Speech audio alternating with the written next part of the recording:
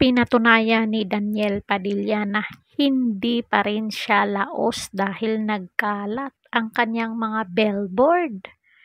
So, hindi naman talaga laos si Daniel Padilla. Yung mga netizen lang talaga ang nagpapakalat na laos siya.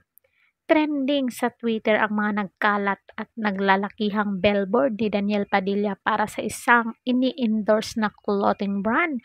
Tila sampal nga raw ito sa mga basher ni Daniel na nagsasabing laos na ang aktor at nilayasan na siya ng malalaki niyang endorsement. Todo effort tuloy ang solid fans ni Deji para hanapin at kunan ng picture ang mga nasabing billboard.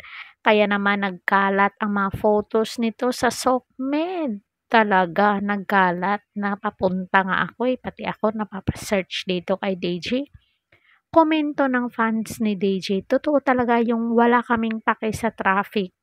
Ngayon sa EDSA, basta ganito ba makikita mong mga billboard, ang gwapo.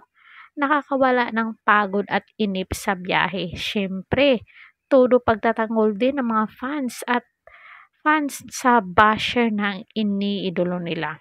Solid DJ fans kami na marunong makontento kung anong project meron si Daniel. Kontento kami kung ano meron siya kasi blessing pa rin yan. Thankful pa nga kami dahil may project siya kahit na ipinagdasal niyang mag-end na ang career niya. Ang alam ko ay may malaking pasabog na mangyayari na may kaugnay sa nasabing product endorsement na isa sa mga lead actors ng Incognito kaya talaga namang dapat abangan. So ano na naman yung abangan namin dito, Daniel?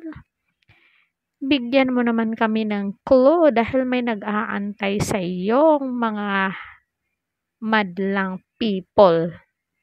So, comment down kayo dyan mga marites kung ano ang naging komento nyo dito. Don't forget to like, share, and subscribe Caridad Official TV para updated kayo lagi. Hanggang sa muli and thank you so much.